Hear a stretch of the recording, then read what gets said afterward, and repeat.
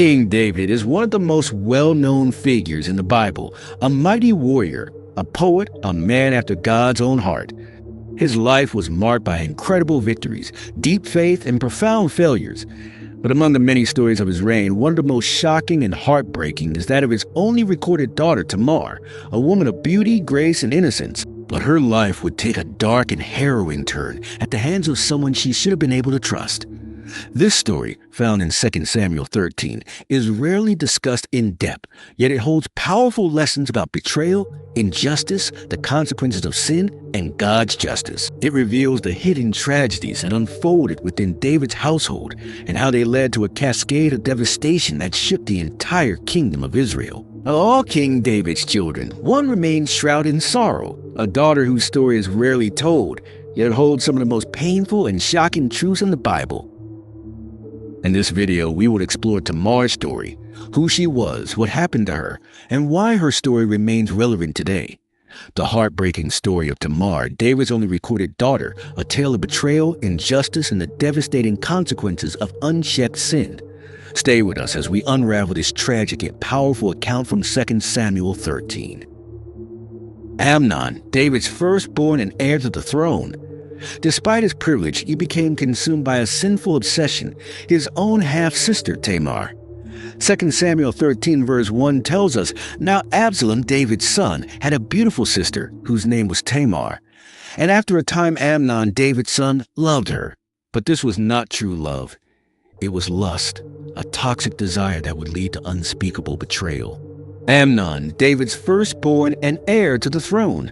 Despite his privilege, he became consumed by a sinful obsession, his own half-sister Tamar. 2 Samuel 13 verse 1 tells us, "Now Absalom, David's son, had a beautiful sister, whose name was Tamar. And after a time Amnon, David's son, loved her. But this was not true love, it was lust, a toxic desire that would lead to unspeakable betrayal." Amnon confided in his cousin Jonadab, a crafty man who devised a wicked plan. Jonadab told Amnon to pretend to be sick and requested that Tamar bring him food in his chamber. And so, with deception as his weapon, Amnon laid the trap. 2 Samuel 13 verse 6 records, "So Amnon lay down and pretended to be ill. And when the king came to see him, Amnon said to the king, 'Please let my sister Tamar come and make a couple of cakes in my sight, that I may eat from her hand.'" Unaware of the danger lurking, Tamar, in obedience and kindness, came to serve her brother. But as soon as they were alone, Amnon overpowered her. She pleaded with him, crying out in anguish, "No, my brother, do not violate me, for such a thing is not done in Israel. Do not do this outrageous thing." 2 Samuel 13 verse 12.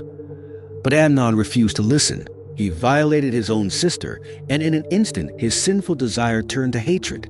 Shockingly, after his wicked act, Amnon's feelings for Tamar completely changed. Instead of love or remorse, he felt immediate hatred toward her, an intense hatred even greater than the lust he once felt. Then Amnon hated her with intense hatred. In fact, he hated her more than he had loved her. 2 Samuel 13 verse 15. He callously ordered her to leave his presence. Tamar, now disgraced and dishonored, begged him not to send her away, as this rejection would only deepen her shame. In those days, a woman's virginity and purity were highly valued, and Tamar knew that without justice, her future was bleak. But Amnon had no regard for her pain. He had taken what he wanted and discarded her like she was worthless. Tamar left his house weeping bitterly, tearing her robe, the symbol of her royal status and purity. She put ashes on her head, a sign of deep mourning and distress. She lived in desolation in her brother Absalom's house. 2 Samuel 13 verse 19. Tamar's full brother Absalom was filled with silent rage. He took her in, but he waited patiently for the right moment to avenge her honor. Meanwhile, King David heard of the crime but did nothing, perhaps out of guilt over his own past sins.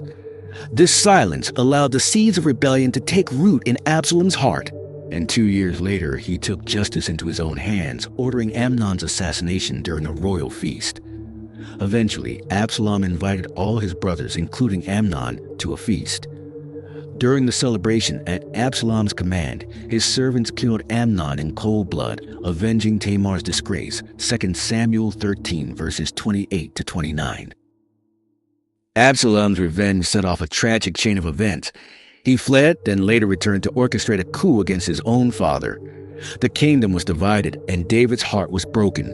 The consequences of unchecked sin had rippled through generations. Tamar's story is one of deep sorrow. God sees the brokenhearted. He hears the cries of the oppressed. While human justice may fail, divine justice never does. The Bible reminds us in Psalm 34, verse 18, "The Lord is close to the brokenhearted and saves those who are crushed in spirit." Lessons from Tamar's story. 1. The consequences of unchecked sin. Amnon's lust led to rape. David's inaction led to Absalom's rebellion, and Absalom's vengeance led to war. Sin always has consequences, and when left unaddressed, it destroys families and societies. 2. The pain of the voiceless. Tamar's suffering is a reminder that victims of injustice often feel abandoned. Yet God sees their pain and will bring justice in His time. Psalm 34, verse 18. 3. The danger of silence. David's silence allowed evil to thrive. When leaders failed to confront sin, they allowed destruction to grow. This applies to families, churches, and communities today. 4. God's justice and healing. Although Tamar's story is tragic, it is not the end. The Bible assures us that God is a defender of the oppressed and a healer of the brokenhearted. Isaiah 61 verses 1 to 3. Her story is also a warning against unchecked sin, the consequences of silence in the face of injustice, and the dangers of failing to protect the innocent. It reminds us of the need for accountability, healing, and the hope that God brings. What are your thoughts on this tragic story? Do you think David should have done more? What can we learn from Tamar's pain and Absalom's vengeance? Let us know in the comments below. And if you found this video insightful, like, share, and subscribe for more powerful biblical stories and lessons. May we always seek God's justice and healing in a broken world.